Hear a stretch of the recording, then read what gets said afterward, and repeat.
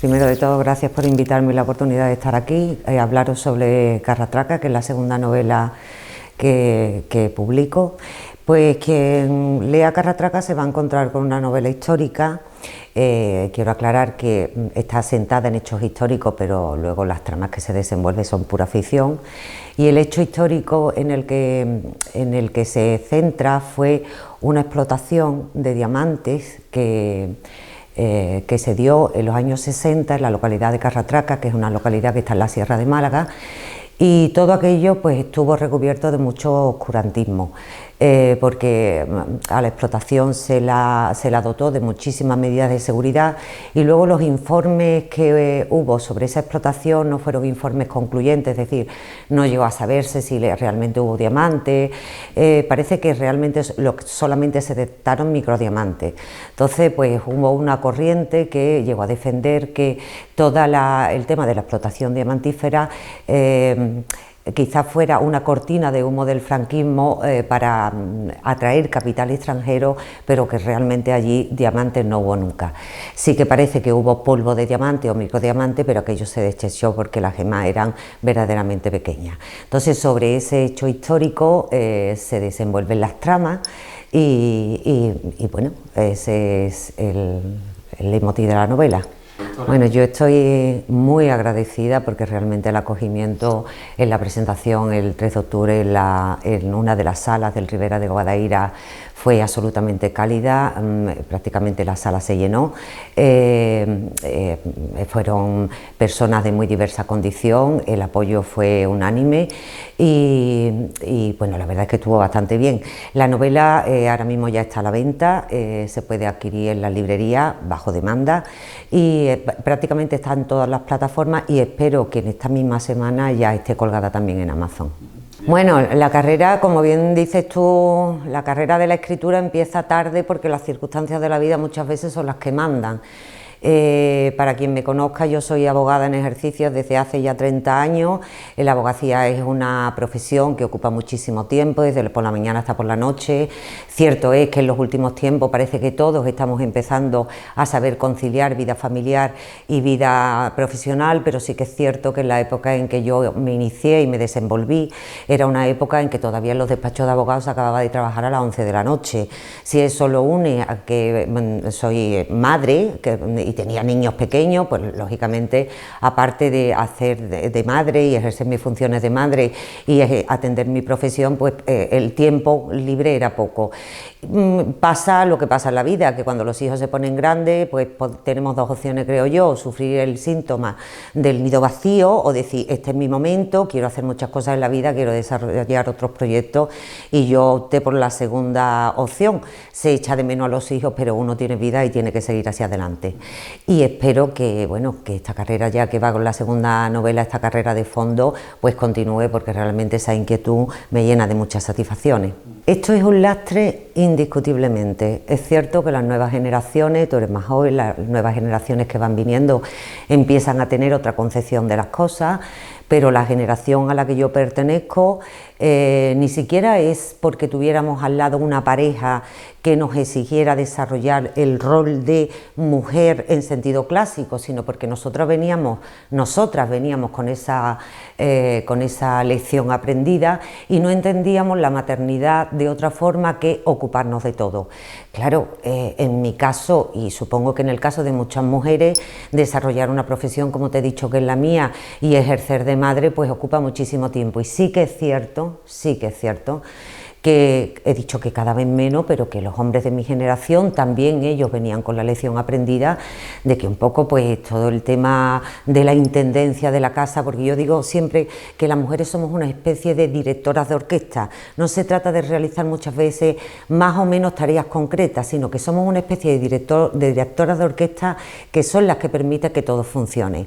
La postura del hombre quizás ha sido un poco más cómoda, quizás porque nosotros hemos dado ese paso hacia adelante y los hombres se han quedado un poco atrás, y lo cierto es que muchísimos de ellos su función era trabajar y proveer, pero luego disponían de un tiempo que las mujeres teníamos una carga mental brutal y además una carga efectiva de trabajo que los hombres lo han padecido menos.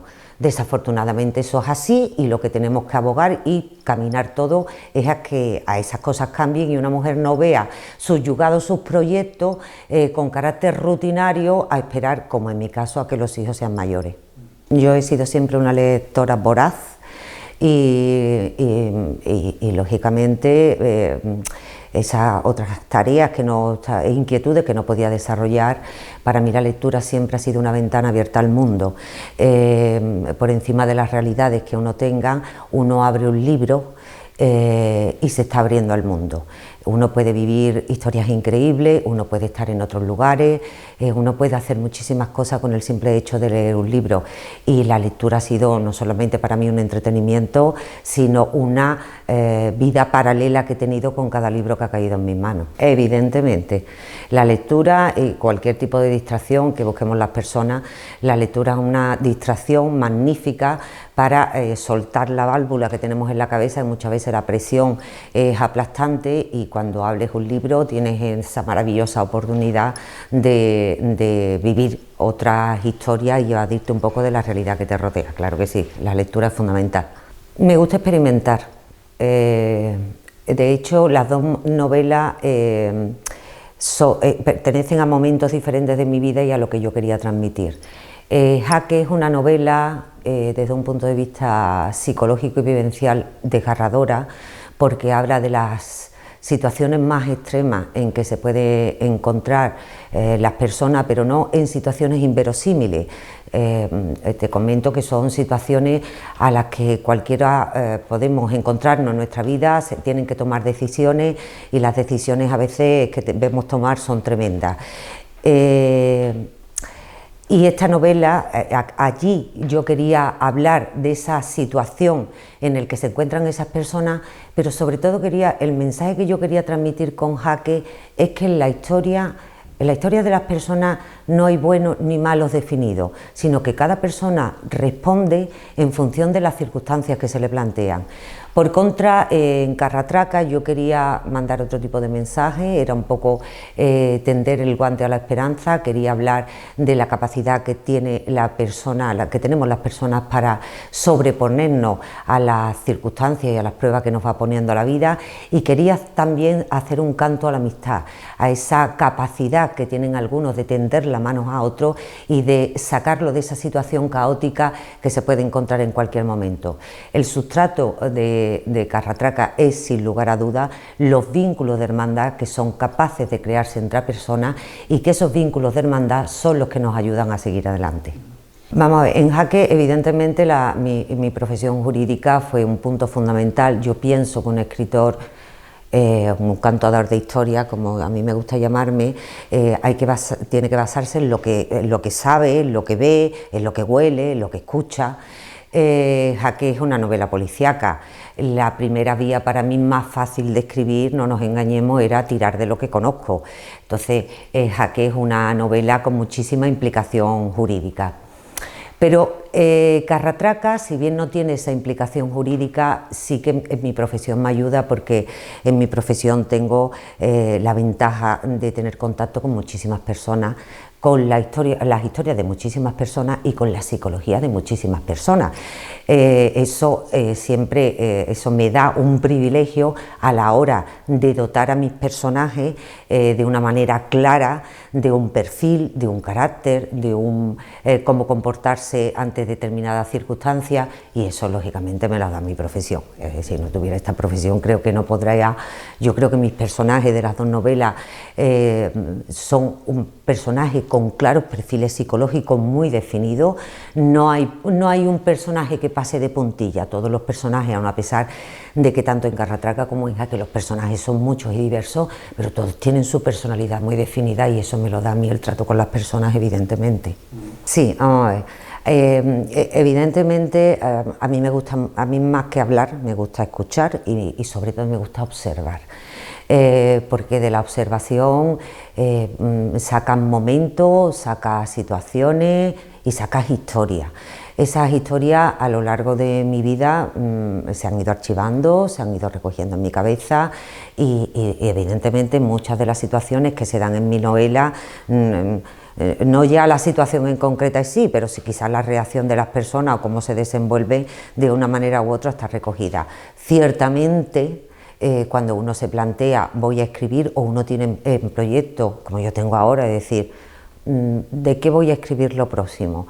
Pues uno va a la caza de historia, guste o no guste, uno va a la caza de historia. Luego la respuesta a tu pregunta, aunque sea inconscientemente, previsiblemente la respuesta es sí. Pues esa pregunta es muy curiosa y la verdad es que no solamente tengo uno, tengo muchos.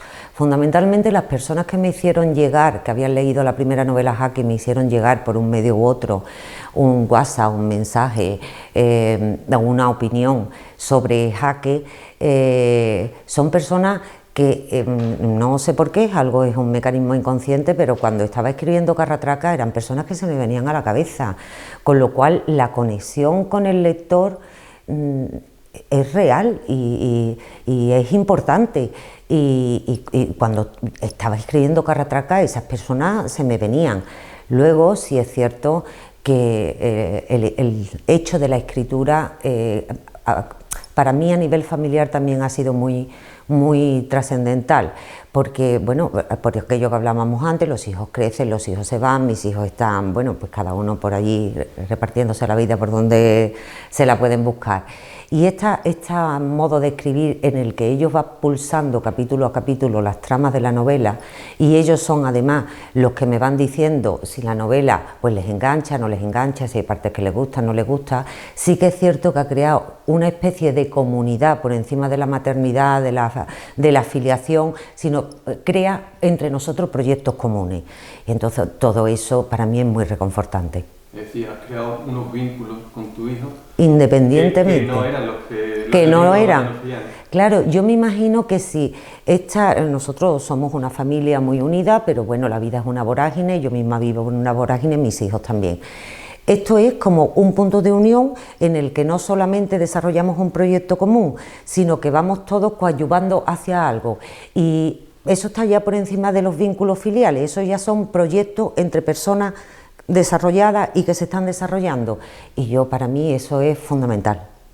Los lectores más críticos son mis pulsadores, que son aquellas personas que pulsan la trama capítulo a capítulo y me van diciendo pues esto me gusta, esto no me gusta, aquí te has pasado, aquí no te has pasado.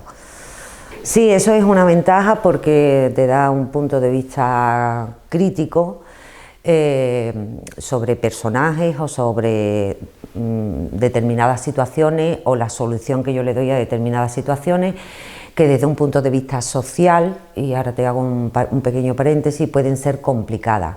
Pero sí que es cierto que ellos son también unos lectores respetuosos. Tengo la ventaja de que me dicen las cosas sin paños calientes, pero ellos ya también saben, me conocen, que la última decisión la tengo yo. Entonces, pues algunas veces me han dicho, pues yo por aquí no tiraría, y yo les digo, pero yo sí soy la que escribo. Te hago el pequeño paréntesis. Hay un personaje en la novela que para mí es el preferido, especialmente querido, que es un niño con síndrome de Down. El tratamiento de los niños con síndrome de Down, a mí me gusta, lo hice ya en Jaque y lo he hecho ahora en Carratraca, a mí me gusta darle visibilidad, creo que la escritura tiene que servir, además de entretener, para más cosas, y en Jaque ya le di visibilidad a las personas con enfermedades mentales, y en Carratraca quería traerme también un personaje y darle visibilidad. Ese personaje lo constituye un niño con síndrome de Down, que finalmente es adulto, porque la novela se desarrolla en varios espacios temporales, y el tratamiento de este niño tenía que ser muy cuidadoso, como se merece, pero también es cierto que cuando este niño surge a la vida, estamos hablando de 1945, cuando no nos olvidemos, había un día de la subnormalidad y esto era lo normal, y la palabra mongolito, que hoy es completamente ofensiva, pues una palabra que antes estaba en la edición normal de la gente. Entonces, el tratamiento de este personaje, por ejemplo, recuerdo que mi hija, cuando leyó la palabra mongolito, que que un personaje él se lo dice a sí mismo: yo soy mongolito. Dice él, me dice: mamá, quita eso. Le digo: es que no lo puedo quitar, es que estamos hablando de 1945 y es que en 1945 esto era así. Por eso te digo que ellos opinan, pero yo decido. Yo creo que esa presión la tenemos no solamente cuando escribimos, la tenemos cuando tenemos una conversación entre dos personas, la tenemos cuando conocemos a alguien y no sabemos cuáles son sus inclinaciones. Yo creo que esa presión, tal como está la sociedad ahora mismo, la tenemos todos. Yo sí te puedo decir que yo intento escribir con libertad, pero mi libertad termina cuando entiendo que hay personas que se puedan molestar por mi ligereza o mi falta de atención. Yo cuando escribo procuro no ser indolente, procuro no ser despreciativa y procuro no molestar a nadie, porque además considero que es innecesario. Yo pienso que mi mayor valor de cambio que puedo tener en el ejercicio de mi profesión es la empatía. Siempre me he preocupado mucho por conectar con las personas y ponerme en su lugar. Las personas no solamente son un nombre y apellido en un expediente, las personas son personas con una problemática, y cuando se va a un despacho de abogados, la problemática normalmente la supera. Ese conocimiento del mundo, que no solamente te lo da la lectura, sino también te lo dan los viajes y las relaciones sociales e interpersonales, lo he intentado trasladar a mi trabajo. O sea, yo fundamentalmente intento conectar con las personas, intento ponerme en su lugar y llevar la resolución de asuntos, no solamente resolver un pleito en sentido jurídico, sino también resolver el problema de la persona. Eso me lo da la lectura, eso me lo dan los viajes, y eso me ha dado hablar mucho y conectar mucho con la gente. Sí, antes de la literatura fue el teatro, y posiblemente si no hubiera existido el teatro no hubiera venido la literatura, porque simplemente conectando con aquello que te he dicho de esta vorágine de trabajar y da tiempo de poco más, en el momento en que yo decido iniciar la formación escénica, que lo hago en Viento Sur Teatro en Sevilla, empiezan a salir cosas de uno, ¿no? Que uno está como cosificado, como cronificado. Cuando empiezan a salir parcelas de uno que uno desconocía, o por lo menos que estaban encerradas, pues uno empieza a sentir su sensibilidad, empieza a sentir su capacidad de expresar, y empieza a sentir otras cosas, y a partir de que uno empieza a sentir otra cosa, empieza a desarrollarse en otros ámbitos, no solamente en las obras de teatro, que desde el año 2020 pues hemos estrenado muchas, sino también que empieza una inquietud en mí que acaba desembocando en la escritura. Posiblemente, si no hubiera habido esa previa formación escénica en el que digamos que una se suelta y empieza a tirar de cosas que uno tiene dentro y ni siquiera sabía que existían, posiblemente la escritura no hubiera existido. Posiblemente en el Cristóbal de Monroy ciertamente yo viví una etapa absolutamente maravillosa, porque fue la etapa, yo creo que después de la transición que fue tan importante para nuestro país, la cultura, el tema de la movida, como que empezaba a dejarse los corsés atrás. Se dio la coincidencia además que hubo un profesorado maravilloso y fantástico que abogaron por la apertura, y ahí se desarrollaron muchas actividades literarias y muchas actividades artísticas. Entre ellas pues se desarrollaron el tema de teatro, que lo llevaba Carmen Troncoso, y yo estuve en esas historias de teatro allá en su momento, y supongo que sí, que eso lógicamente sembró el germen, que luego ya eso pagado, pues yo empecé mi formación, bueno, ya en COU, en lo que era entonces COU, yo ya no estaba, porque ya había que centrarse en estudiar y hacerse una profesión de provecho. Pero después de eso, pues lógicamente yo ya empecé mi formación universitaria, y fíjate por dónde, al cabo de los años, debe ser que eso estaba ahí latente, que dije, ¿qué hago? Pues en vez de apuntarme a un curso de pintura, me apunté a la formación en teatro, lógicamente, indiscutiblemente. Que hemos pegado un paso atrás, o dos, o tres. O sea, mi percepción es que había muchísima más tolerancia en aquella época, que estábamos todos más ávidos de conocimiento y de experiencia, y éramos muchísimo más tolerantes todos que lo que somos ahora mismo a la fecha. Yo creo que estamos todos muy encorsetados, estamos encorsetados a nivel social y desafortunadamente la presión que tenemos todos sobre nosotros hace que demos muchísimo menos de sí de lo que el ser individual sería capaz de dar. ¿Por qué? Por las influencias, quizá todo el tema de la globalización, internet, las redes sociales, hace que la presión esté mucho más a la vista y se sienta mucho más que en aquella época, porque al fin y al cabo estamos hablando de una época, bueno, que lo que había era prensa escrita, lo que podía llegarte era de tu círculo cercano, y ahora cualquier paso que da uno hacia adelante puede generar una avalancha brutal de crítica, también una avalancha brutal de elogios, pero sí que es cierto que las personas humanas somos seres antropológicamente sociales, es decir, tenemos la capacidad de aguantar las críticas hasta cierto punto. Por esa razón hay muchas personas que yo creo que se mantienen al margen de las redes para no estar continuamente enjuiciados. Entonces, a tu pregunta, yo creo que en aquella época la tolerancia y el aperturismo era mucho mayor que lo que tenemos ahora mismo. Bueno, con Término hablé con la librería maravillosa que tenemos, el libro está en Término ahora mismo y en siglo XXI, y con Término hablé con ellos y quedamos un poco en que cuando pasara un par de meses, que hubiera dado tiempo que las personas que han adquirido el libro, quieran adquirirlo, pudieran leer, íbamos a organizar pues una especie de tertulia literaria para quien quiera apuntarse y quiera preguntarme cosas, y así cuando me ven por ahí no se vean con el problema de que no se atreven. Entonces pues podemos hacer una puesta en común del libro y las dudas que tengan o las curiosidades que tengan, pues dilucidarlas.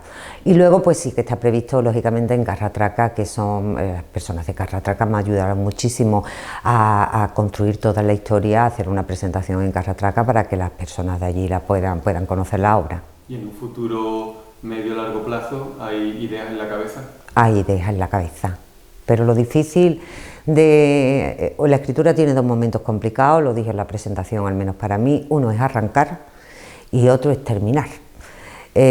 Cuando yo empiezo, yo no sé lo que pasa entre medio de la escritura, no sé cómo se van a desarrollar la historia, ni los personajes, ni las peripecias que se van a encontrar, pero sí arrancar. Hay un día que te tiene que venir y escribir el primer párrafo, y a renglón seguido tienes que saber cómo termina la historia.